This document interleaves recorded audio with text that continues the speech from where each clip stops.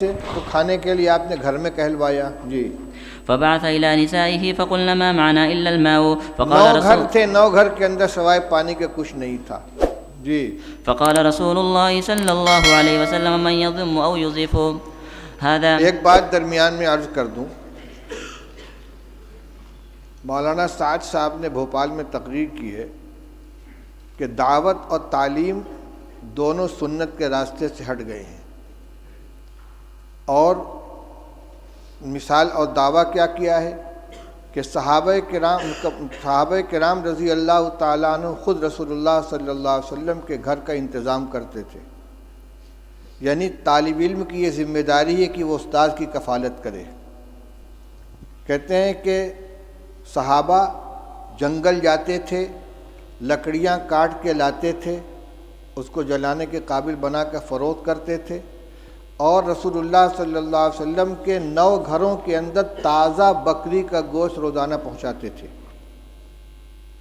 یہ ہے یعنی بحیثیت استاذ کے کہ یہ شاگرد تھے اور استاذ کے گھر میں تازہ روزانہ بکری کا گوشت پہنچاتے تھے.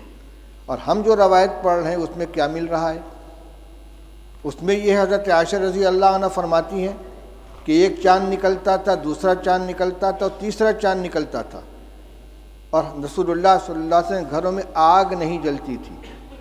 اور یہاں آ رہا ہے کہ 9 گھروں میں حضور صلی اللہ علیہ وسلم نے آدمی بھیجا ہے، اور سب جگہ سے جواب کیا آ رہا ہے؟ ما معنا الا الماء، ہمارے پاس پانی کے علاوہ کچھ نہیں ہے. یہ کیا حدیث کی تحریف نہیں ہے؟ یہ ازواج مطہرات کے بارے میں جو بات کہی جا رہی ہے صحابہ کے بارے میں کہ روزانہ ان کے یہاں بکری کا تازہ گوشت صحابہ کرام پہنچاتے تھے، اور آج طلبہ کو کھانا مطبخ سے دیا جا رہا ہے اور اساتذہ کو تنخواہ دی جا رہی ہے، لہذا تعلیم سنت کے راستے سے ہٹ گئی ہے. یہ کیا مذاق ہو رہا ہے؟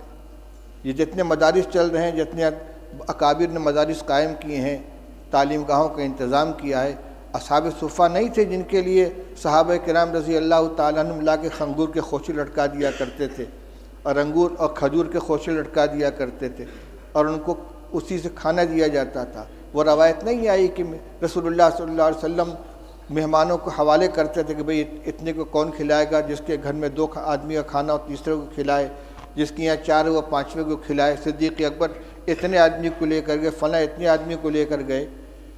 اور حضور صلی اللہ علیہ وسلم کے ساتھ جو تعلق تھا صحابہ کرام کا، وہ صرف استادی و شاگردی کا تھا کہ اس کو اور صحابہ کرام رضی اللہ تعالیٰ عنہ خود پیٹ پر پتھر باندھتے تھے، رسول اللہ صلی اللہ علیہ وسلم بھی پیٹ پر پتھر باندھتے تھے، 2 باندھتے تھے. لہذا یہ کبھی اتفاق سے کوئی جزیہ پیش آ جائے اس کو دائمی معمول بنا کر پیش کرنا، یہ جو تحریف ہے کہ سنت کے راستے سے مدارس ہٹ گئے ہیں. نہ دعوت سنت کے راستے پر بچی، نہ تعلیم سنت کے راستے پر بچی ہے. کس قدر خطرناک چیز کا مطلب یہ کہ عوام کو یہ سمجھا دو کہ مدرسے جو ہے سنت کے خلاف چلے جا رہے ہیں، لہذا عوام کا رشتہ مدارس سے بھی کٹ جائے اور علماء سے بھی کٹ جائے. یہ انتہائی خطرناک رجحان ہے، جو اس کا مطلب یہ کہ سب کو باطل تنظیموں کے حوالے کر دیا جائے. ان کو نہ مدرسوں سے تعلق رہے گا عوام کا، نہ علماء سے تعلق رہے گا، پھر بھیڑیا آئے گا اچک کے لے جائے گا ان کو. اس پہ مجھے یہ یاد آیا کہ صحابہ حضور صلی اللہ علیہ وسلم نے ایک مہمان کے لیے گھروں کے اندر کہلوایا ہے، تو سب جگہ سے یہی شکایت آ رہی ہے. حضرت انس رضی اللہ تعالیٰ عنہ کی روایت پڑھ چکے ہو کہ بدبودار جس میں مہک پیدا ہو گئی تھی، ایسی چربی لے کر حضور کی خدمت میں پہنچے ہدیہ کے طور پر، اور کہتے ہیں کہ رسول اللہ صلی اللہ علیہ وسلم کی 9 ازواج مطہرات تھیں اور کسی گھر میں کھانے کو نہیں رہتا تھا. آپ نے وفات کے وقت 30 سا جو یہودی سے ادھار لیا ہے، اپنی ذرا اس کے پاس آپ نے رکھی ہے.